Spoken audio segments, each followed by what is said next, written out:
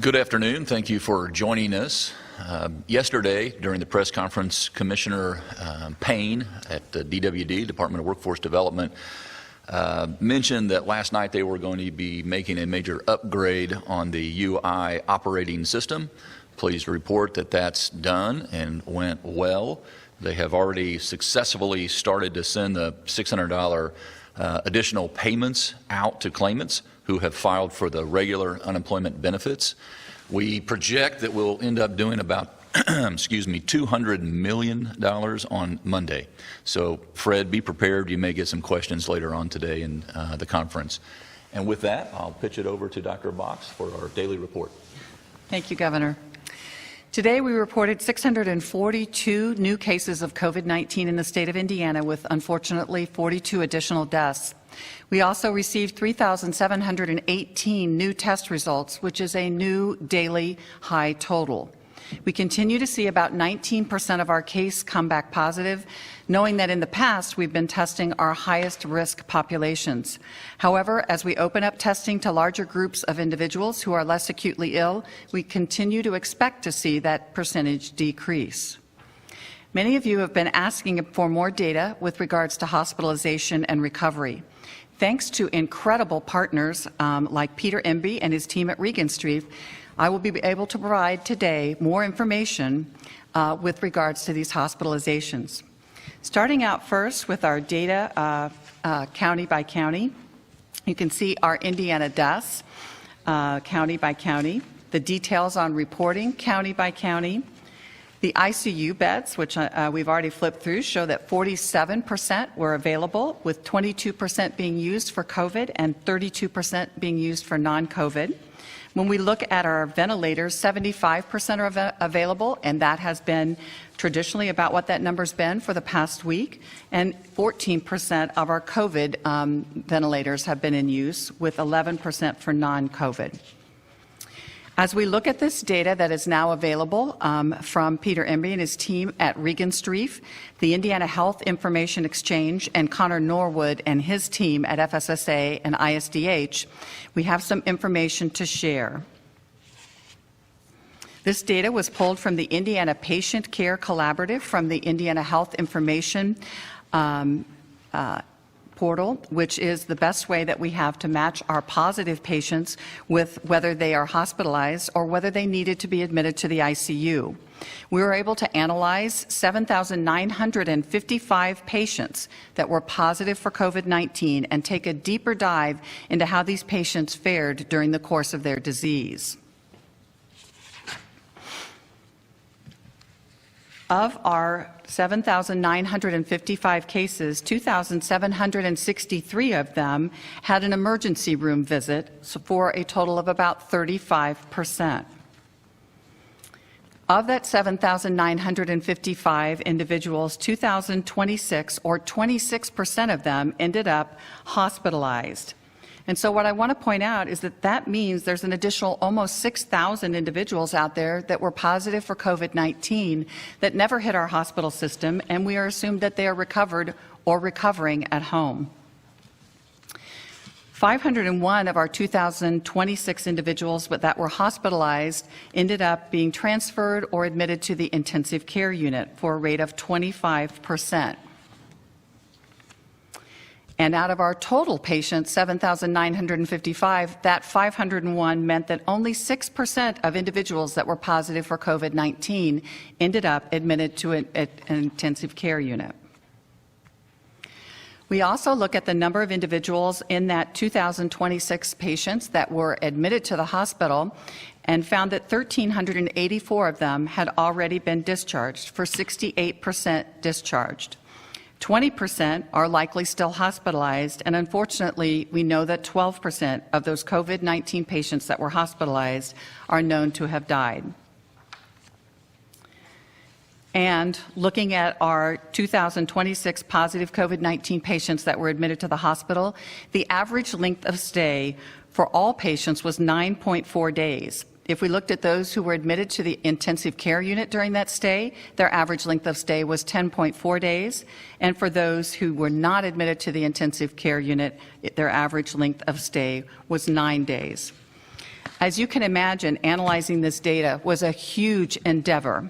I am very grateful for everyone who has pitched in and helped us with this data, analyzing this data.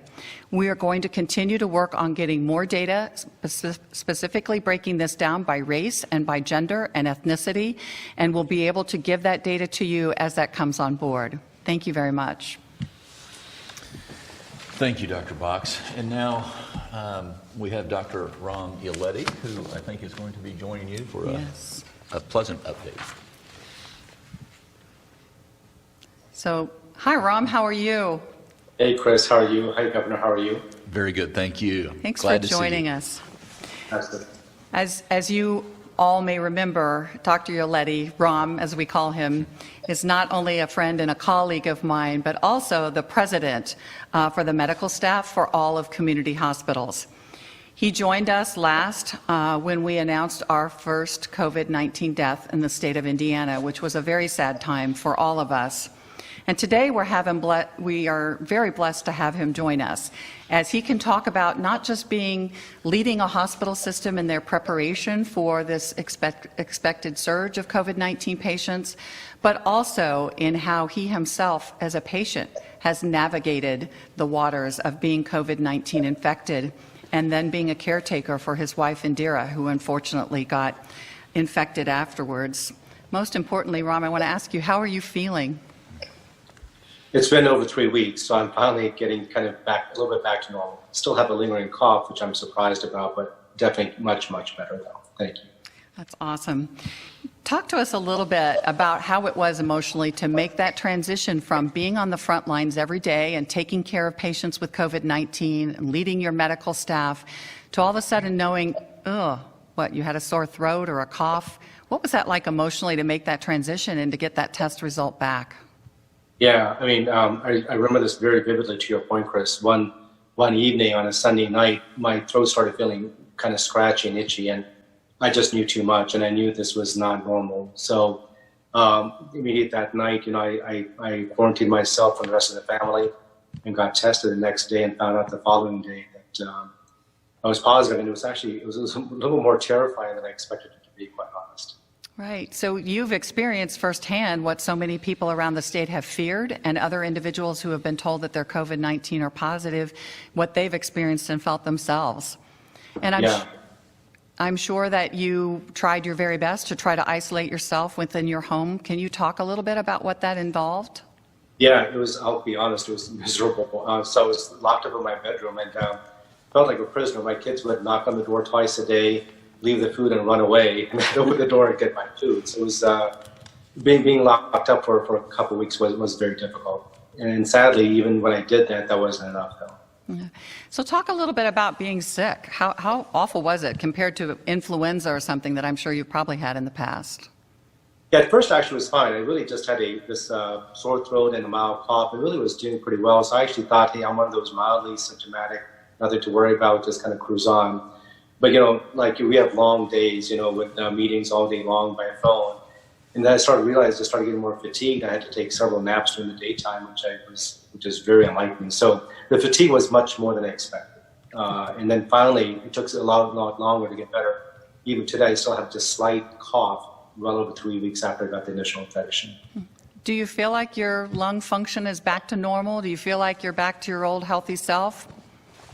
Oh, pretty much, probably 90%, maybe not 100% just yet, but very close. Much better. That's awesome. So talk a little bit about the fact that your wife Indira ended up getting sick. And, so many of our first responders and our healthcare workers fear every day taking this home to their family, right? That's their worst nightmare. Yeah. Talk a little bit about that. Yeah, you're right, Chris. That was probably the worst part of all this is my wife Indira. She was having some mild muscle aches and pains for a few days, and I thought she was going to be okay. And then a couple of days after, the one day she started getting nauseated, and then she had this look on her, which just unfortunately that scared me. So we just rushed her to the hospital and found her saturations were much less than normal. So it was a very terrifying experience for a whole host of reasons, not the least of which is my worry that I may have gotten my wife ill. Right. That's a horrendous thing to have to experience, and that guilt from that, I'm sure, is very difficult. And she was admitted in the hospital for a while. Yeah, and so again, unfortunately, I'm on both sides of this, so I know what happened. So her chest X-ray, when she came in, I saw it didn't look good. And the scary thing was 10 hours later, her follow-up was worse. Follow-up chest X-ray was worse, so then she was admitted to the ICU. So she's one of those 6% of people that was in the ICU. Luckily, we scrambled. We did everything we can. There was an investigational drug that's used for inflammatory disease for other patients that's already out there, so we tried that in her. The doctor said there's some risk to it. They may get blood clots. What do you want us to do? And we just had to do whatever we can. And luckily, she came out of the ICU and did come home. But it was a very difficult time, no question. Mm-hmm. And she's been home for a few days now, or a week, or she's been home for about a week on oxygen, and today she's actually almost off oxygen, so she's actually making a tremendous recovery. So I feel very grateful and very blessed. And I just want to acknowledge there was hundreds of people praying for her, and I think that goes a long, long way. Faith and hope and prayer during these times, I just can't stress enough how important that is. I think that's so important, Ram. Thank you for recognizing that. I know I was praying for Indira and for you when I found out that you were sick, and your CEO. I think our hospital system has really faced that. Ram, I wanted to ask about one other thing. Dr. Kaufman and I got a question the other day about the number of individuals that are dying at home from heart attacks and other things that we might normally have seen in the emergency room, or EMS might have been called about and picked up. And I know you're a cardiologist, so I know that this has got to be very dear to your heart in many respects. So just talk a little bit about that, because I really want to alleviate the fears that people have about going to the hospital and getting care for other medical conditions. I think the tragedy would be here that if we lose more people that weren't infected with COVID-19 for that reason. That's a very, very important point, Chris. I can't stress that enough. We actually just had a quality committee meeting yesterday. We talked about the same thing. My fear is exactly what you're saying, is that there's a lot of people we told them to just stay at home and don't talk to anybody, don't do anything. And what that means is that they're not talking to their doctors either. I think it's very important to recognize that COVID-19 is a serious condition. Coronavirus is very contagious, no question about it. But we still need to take care of ourselves. And I think one thing people must remember is that the emergency room and your doctors are always available 24/7. So if you're not sure about something, give them a call. They will always pick up the phone for you, and they will always take care of you. And I don't want people to think, well, I'm going to be okay, I'm just going to let it ride out, or I think it's indigestion, let me wait for another hour, or something like that. That's a tendency, because they don't want to go into the emergency room. I could reassure you that all the emergency rooms in the city, in the entire state, have done very well understanding that there's COVID patients and non-COVID. So you should feel very comfortable going to the hospital if you're sick. You will not get sick from COVID.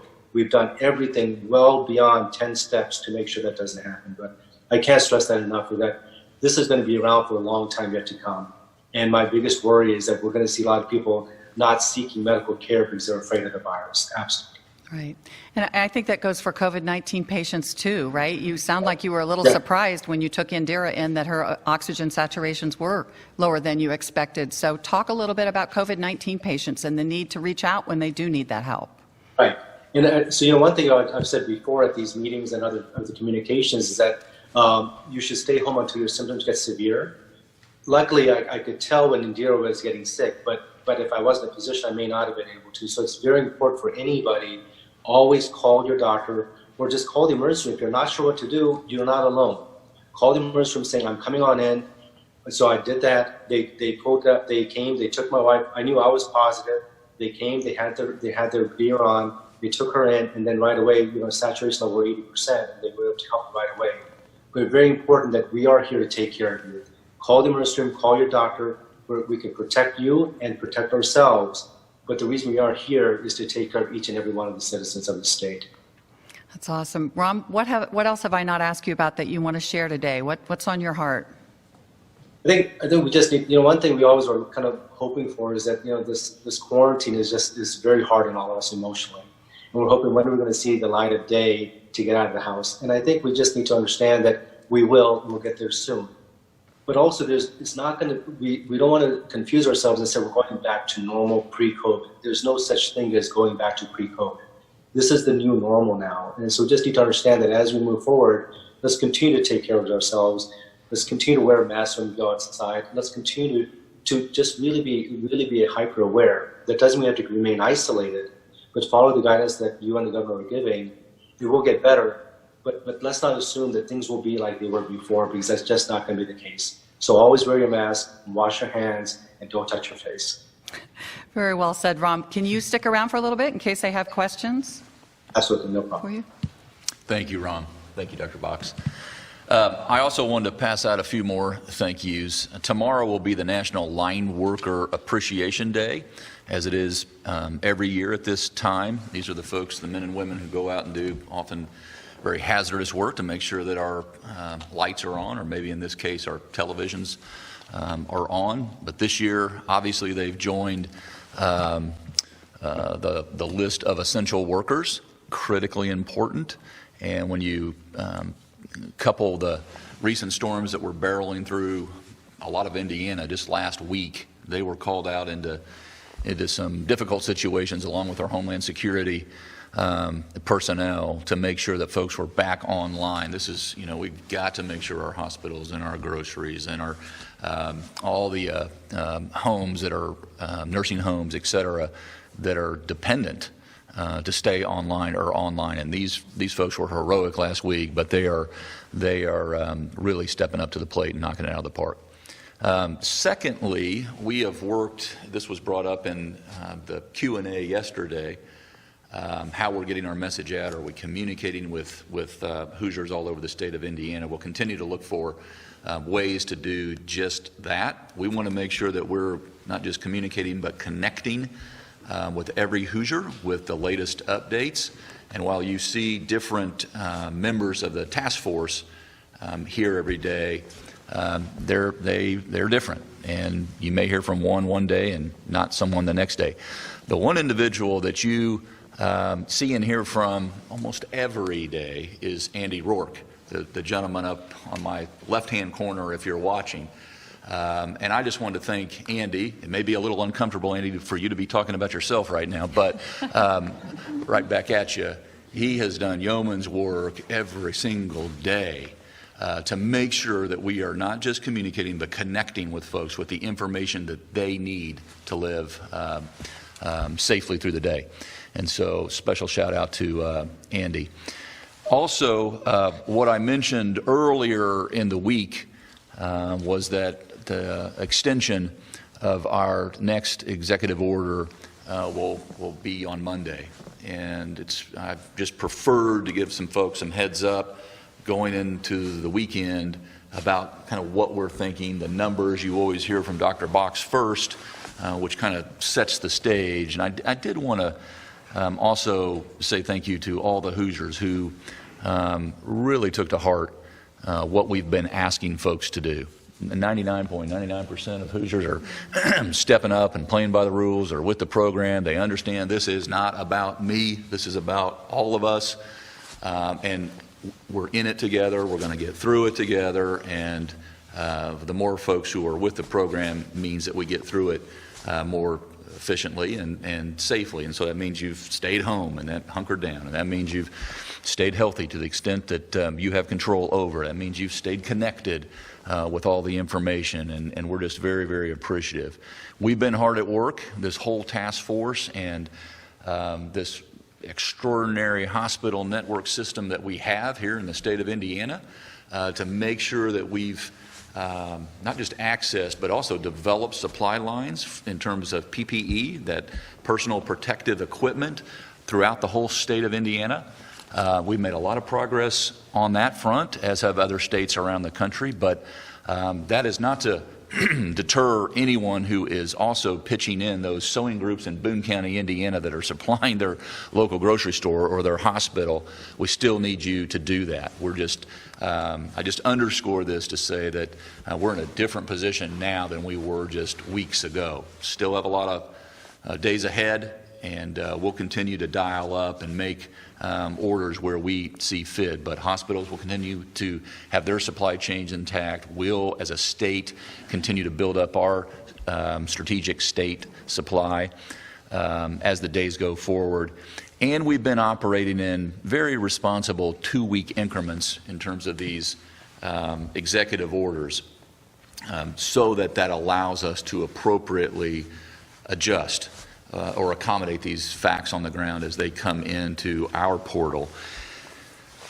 That phase, as was just mentioned by Dr. Yaletti, I know it makes all of us anxious and stir crazy at times, and we get cabin fever. It's very understandable, but we're making progress because of it. And we don't want to prematurely change what we're doing just to hope for a different result. It is working. Having said that,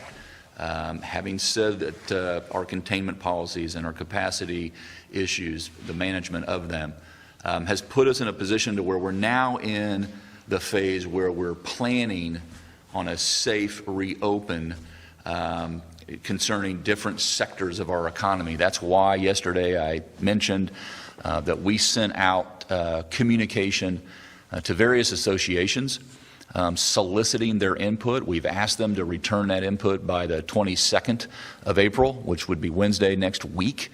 Fairly quick turnaround, but a lot of companies, talked to some earlier this morning, have already started in anticipation for this phase, put together plans in place for a safe reopen. And so we've reached out to our manufacturers, our realtors, our retailers, our restaurateurs, tourism, from small business to the largest businesses, largest employers we have in the state of Indiana, to legislators, to mayors, to all the local officials, because again, we're in this together, soliciting their ideas for these safe openings, understanding that the state of Indiana is 92 counties, we've got 10 different health districts and regions, so to speak, and we'll continue to manage it in that way. On Monday, I will be extending the executive order, that Hunker Down Hoosiers order, to May 1st. And so we've shortened the duration. That's not to say that we're going to pull up immediately after that. It just means it's going to allow us to make some changes or some tweaks, some accommodations as we see appropriate around the state of Indiana. As an example, we'll continue to work with the Indiana Hospital Association for a kind of in a staged way with their members in terms of elective procedures, because we have a handle in a large part of our state on the PPE inventory. And so that would be an example, in addition to the shortened duration of the executive order. Also, items like elective procedures will change just a bit, opening up.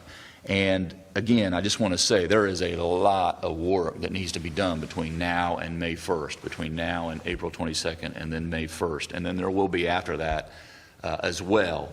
But this is going to allow us to make sure that we're all on the same page as a state in this together, one Indiana, monitoring our positive case numbers day by day, where they're coming from, maintaining our supply pipelines and levels, continuing the testing in different ways, in different places, making sure that we're building out our contact tracing program, and then, of course, reviewing our business sectors' ideas for how they will safely reopen for their own sake, for the employees' sake, obviously, and for the customers. And I'm really encouraged by what we've already seen from folks who have been sending in their plans, how much thought that is going into this, or I should say, rather, moving away from the who does business to how we do business and when as they come online, including your own state government. And so we're holding ourselves accountable to this as well, and we've got every agency out putting together their plan for reentry as well. So again, I want to stress, I mentioned, and we'll get right to the questions here, but I mentioned also yesterday that we rightfully reached out to our neighboring states, even beyond that, into the Great Lakes region, and wanted to make a point that we would be working with our neighbors We did not want to surprise anyone. We share borders, and you can just imagine we've got hospitals right on the border of large population centers. We've got retailers right on the borders of on the other side of the river or up on the Great Lakes region. And you can imagine if we do something before or after or at the same time simultaneously, that cause and effect that it would have. That's not to suggest that we are anchored to or on everyone else's timeline. It just means we're being good neighbors. And we're going to share the information about where we are and how we'll manage inside of our state and move forward together as a state and as a nation. And with that, Rachel, we're happy to take any question that's on anyone's mind.